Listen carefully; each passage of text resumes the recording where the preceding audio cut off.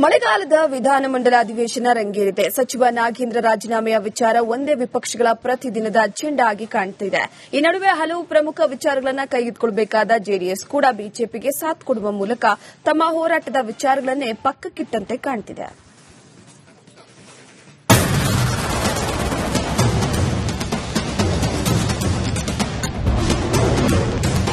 Bidadi township ವಿರುದ್ಧ JDS ಅಬ್ಬರ. ಸದನದಲ್ಲಿ ಚರ್ಚಿಸಲು ದಳಪತಿಗಳು ನಿರ್ಧಾರ. ಬಿಡದಿ ಟೌನ್ಶಿಪ್ ವಿಚಾರದಲ್ಲಿ ಬಿಜೆಪಿಗಿಂತಲೂ ಒಂದು ಹೆಜ್ಜೆ ಮುನ್ನುಗ್ಗಿ ಜೆಡಿಎಸ್ ಸಾಲು ಸಾಲು ಹೋರಾಟಗಳನ್ನು ಕೈಗೆತ್ತಿಕೊಂಡು ರಾಜ್ಯ ಸರ್ಕಾರಕ್ಕೆ ಬಿಸಿ ಮುಟ್ಟಿಸಿತ್ತು.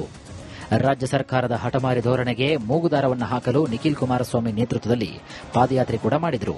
ಈ ನಡುವೆ ನೈಸ್ ಸಂಸ್ಥೆ ಅಕ್ರಮ ಟೋಲ್ ಸಂಗ್ರಹ ಮಾಡದಂತೆ ತಡೆಯಲು ರಾಜ್ಯ ಸರ್ಕಾರದ ವಿರುದ್ಧ ಅಬ್ಬರಿಸಿದರು. ಇನ್ನು ಇಷ್ಟೆಲ್ಲಾ ಹೋರಾಟಗಳು ತಾರ್ಕಿಕ ಅಂತ್ಯ ಕಾಣುವ ಸಮಯ ಬಂದಿದೆ ಎನ್ನುವಾಗಲೇ ಮಳೆಗಾಲದ ವಿಧಾನಮಂಡಲ ಅಧಿವೇಶನದಲ್ಲಿ ಜೆಡಿಎಸ್ನ ಹೋರಾಟದ ಧ್ವನಿಯನ್ನ ನಾಗೇಂದ್ರ ರಾಜೀನಾಮೆ ವಿಚಾರ ಕಸಿದುಕೊಂಡಂತೆ ಕಾಣ್ತಾ ಇದೆ. ಜೆಡಿಎಸ್ನ ಇಷ್ಟೆಲ್ಲಾ ಹೋರಾಟಗಳು ನಾಗೇಂದ್ರ ರಾಜೀನಾಮೆ ಗದ್ದಲ ಸೈಲೆಂಟ್ ಆಗುವಂತೆ ಮಾಡಿದೆ ಎಂಬ ಪ್ರಶ್ನೆಗಳು ಕೂಡ ಇದೀಗ ಹುಟ್ಟಿಕೊಂಡಿವೆ. ಬಿಡದಿ ಟೌನ್ಶಿಪ್ ವಿರೋಧಿಸಿ ಕೈಗೊಂಡಿದ್ದ ಜೆಡಿಎಸ್ ಬೃಹತ್ ಹೋರಾಟಕ್ಕೆ ಅಧಿವೇಶನ ಒಂದೊಳ್ಳೆ ವೇದಿಕೆಯಾಗಿತ್ತು. ಆದರೆ ಅಧಿವೇಶನದಲ್ಲಿ ಜೆಡಿಎಸ್ ಧ್ವನಿ ಎತ್ತಲು ವೇದಿಕೆಯೇ ಒದಗಿ ಬರುತ್ತಿಲ್ಲ. ಇದರ ನಡುವೆ ನೈಸ್ ವಿಚಾರವಾಗಿ ಸರ್ಕಾರ ಸಾಫ್ಟ್ ಕಾರ್ನರ್ ತೋರುತ್ತಿರುವಂತಹ ಆರೋಪಗಳು ಕೇಳಿಬರುತ್ತಿವೆ. ಇನ್ನು ಜೆಡಿಎಸ್ ನೈಸ್ ವಿಚಾರವಾಗಿ ಮಾಡಿದಂತಹ ಹೋರಾಟ ಬಗ್ಗೆ ಸಚಿವ ಜಾರಕಿಹೊಳಿ ಮಾತನಾಡಿದ್ದು ಮಾತ್ರ ಹೀಗೆ. ನಮ್ಮಿಂದಿಲ್ಲ, ನಾವೇನ್ ಮಾಡ್ಲಿಕ್ಕಾಗಲ್ಲ. ಯಾಕಂದ್ರೆ ನಾವು ಕೊಟ್ಟದ 30 ವರ್ಷ ಅವರಿಗೆ ಪಿಪಿಪಿ ಮಾಡೋಲ್ಲಿದೆ, ಅದು ಏನು ಮಾಡ್ಲಿಕ್ಕೆ ಬರಲ್ಲ. ಇಲ್ಲ, ಅದೇ ಹೇಳಿದಿಲ್ಲ, ನಾವು ನೋಟಿಸ್ ಕೊಟ್ಟರು ಕೂಡ ಅದನ್ನೇ ಚಾಲೆಂಜ್ ಮಾಡಿ ಅವ್ರ ಕೋರ್ಟಿಂದ ಆದೇಶ ತಂದಿದ್ದಾರೆ ಹೆಚ್ಚು ಮಾಡಬೇಕಂತ. ಸೊ ನಮ್ಮ ನಿಯಂತ್ರಣ ಏನಿಲ್ಲ. ಏನಾದ್ರೆ ಕೋರ್ಟು ಹೋರಾಟಗಾರರ ಮಧ್ಯ ಇರುತ್ತೆ, ಸರ್ಕಾರ ಕೂಡ ಅದ್ರ ಬಗ್ಗೆ ಗಮನ ಹರಿಸ್ತದೆ. ಯಾಕಂದ್ರೆ ನಾವು ಸಾಕಷ್ಟು ಕೋರ್ಟ್ನಲ್ಲಿ ವಾದ ಮಾಡಿದ್ರು ನಮ್ಮ ವಿರೋಧವಾಗಿ. ಸೋಮವಾರ ನಾಗೇಂದ್ರ ರಾಜೀನಾಮೆ ವಿಚಾರದ ಬಗ್ಗೆ ನೈಸ್ ರಸ್ತೆ, ಟೋಲ್ ಮತ್ತು ಬಿಡದಿ ಟೌನ್ಶಿಪ್ ಬಗ್ಗೆಯೂ ಕೂಡ ಧ್ವನಿ ಎತ್ತಲು ಜೆಡಿಎಸ್ ಸಿದ್ದವಾಗುತ್ತಿದೆ. ಇತ್ತ ಬಿಜೆಪಿಯವರು ದೊಡ್ಡ ಮಟ್ಟದಲ್ಲಿ ನಾಗೇಂದ್ರ ರಾಜೀನಾಮೆ ವಿಚಾರವನ್ನು ಕೈಗೆತ್ತಿಕೊಂಡಿದ್ದಾರೆ. ಹೀಗಾಗಿ ಮೈತ್ರಿ ಪಕ್ಷವಾಗಿ ಬಿಜೆಪಿ ಅವರ ಹೋರಾಟಕ್ಕೆ ಕೈಜೋಡಿಸಲೇಬೇಕಾದಂತಹ ಅನಿವಾರ್ಯತೆಯಲ್ಲಿ ಜೆಡಿಎಸ್ ಕೂಡ ಇದೆ.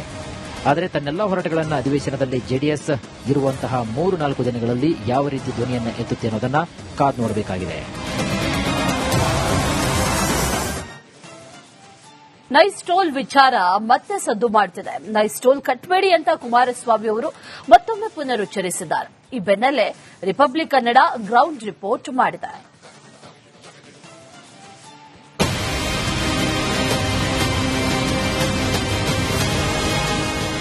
ನೀವು ಕಾನೂನನ್ನ ಕೈಗೆತ್ಕೋಬೇಕು ಅಂತಕ್ಕಂಥದ್ದು ಮನವಿ ಮಾಡಿ. ಯಾವ ಎಫ್ಐಆರ್ ಮಾಡಿದ್ರು ಹೆದರಬೇಕಾಗಿಲ್ಲ.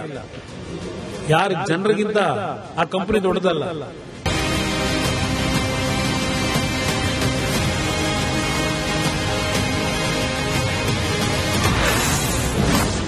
ಯಾರು ಟೋಲ್ ಕಟ್ಟಬೇಡಿ, ಎಫ್ಐಆರ್ ಆದರೂ ಸರಿ. ನೈಸ್ ಟೋಲ್ ಶುಲ್ಕದ ವಿರುದ್ಧ ದಳಪತಿ ಸಮರ. ರಾಜ್ಯ ಸರ್ಕಾರದ ವಿರುದ್ಧ ಸಾರ್ವಜನಿಕರ ಆಕ್ರೋಶ. ನೈಸ್ ಟೋಲ್ ಶುಲ್ಕ ಅಕ್ರಮ ಅನ್ನೋದು ಕುಮಾರಸ್ವಾಮಿಯವರ ವಾದ. ಯಾರು ಟೋಲ್ ಕಟ್ಟಬೇಡಿ, ಎಫ್ಐಆರ್ ಆದರೂ ಸರಿನೇ ಅಂತ ದಳಪತಿ ಮತ್ತೊಮ್ಮೆ ಗಟ್ಟಿ ಧ್ವನಿಯಲ್ಲಿ ಹೇಳಿದ್ದಾರೆ. ಇದರಿಂದ ಸವಾರರು, ಚಾಲಕರು ಮತ್ತೊಮ್ಮೆ ಗೊಂದಲಕ್ಕೆ ಸಿಲುಕಿದ್ದಾರೆ. ಕೆಲವರು ಸರ್ಕಾರದ ಪರ ವಹಿಸಿದರೆ ಇನ್ನು ಕೆಲವರು ಸರ್ಕಾರದ ವಿರುದ್ಧ ಆಕ್ರೋಶವನ್ನು ಹೊರಹಾಕ್ತಿದ್ದಾರೆ.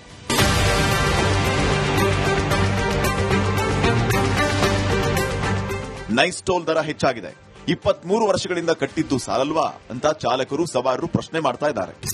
ಕಟ್ಟಲೇಬೇಕಾ? ಅದು ಇಲ್ಲಿ ಎಷ್ಟು 195 ರೂಪಾಯಿ ಇದ್ದಿದ್ದು 215 ರೂಪಾಯಿ ಮಾಡಿದ್ದಾರೆ. ಬರೀ ತಿಂಗಳು ಒಂದ್ಸತಿ ಏರ್ಸ್ಕೊಂಡೇ ಹೋಗ್ತಾ ಇದ್ದಾರೆ. ನೋಡ್ಬಿಟ್ಟು ಬಂದ್ ಮಾಡೋ ತರ ಮಾಡಿಬಿಡಿ. ಇಲ್ಲಿಂದ ಹಿಡ್ಕೊಂಡು ಅಲ್ಲಿ ಗಂಟ ಬೇಜಾನ್ ದುಡ್ಡು ಕಟ್ಟಾಗುತ್ತೆ. ಯಾರಿಗೆ ಮಾಡ್ತಾ ಇದೀವಲ್ಲ, ಮನೆಯಿಂದ ಗಲಾಟೆ ಮಾಡ್ತಾ ಇದ್ದಾರೆ ಬಂದ್ ಮಾಡಕ್ಕೆ.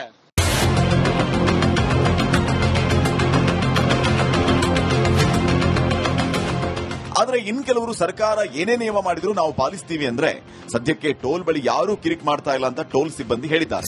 ಸರ್, ಈಗ ಕುಮಾರಸ್ವಾಮಿ ಸ್ಟೇಟ್ಮೆಂಟ್ ಬೆನ್ನಲ್ಲಿ ಮತ್ತೇನಾದ್ರೂ ಇಲ್ಲಿ ಕಿರಿಕ್ ಆಗ್ತಿದೆ ಹೆಂಗೆ ಸರ್? ಇಲ್ಲಿ ಇಲ್ಲ, ಆತರ ಯಾವುದೇ ತೊಂದರೆ ಇಲ್ಲ ಸರ್. ಆರಾಮ ನಡೀತಾ ಇದೆ, ಏನು ತೊಂದರೆ ಇಲ್ಲ. ಕೇಳ್ತಾರೆ, ಕೊಡ್ಲೇಬೇಕು ಅಂದ್ರೆ ಕೊಟ್ಬಿಟ್ಟು ಹೋಗ್ತಾರೆ. ಏನು ಆತರ ಕಿರಿಕ್ ಯಾವುದೂ ಇಲ್ಲ.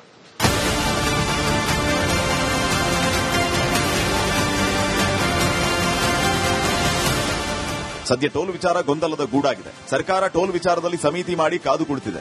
ಈ ನಡುವೆ ಕೆಲ ಸಂಘಟನೆಗಳು ಹೋರಾಟಕ್ಕೆ ಪ್ಲಾನ್ ಮಾಡಿಕೊಂಡಿದ್ದು, ನೈಸ್ ಟೋಲ್ ಅದ್ಯಾವ ತಿರುವು ಪಡೆದುಕೊಳ್ಳುತ್ತೆ ಅನ್ನೋ ಪ್ರಶ್ನೆ ಹುಟ್ಕೊಂಡಿದೆ.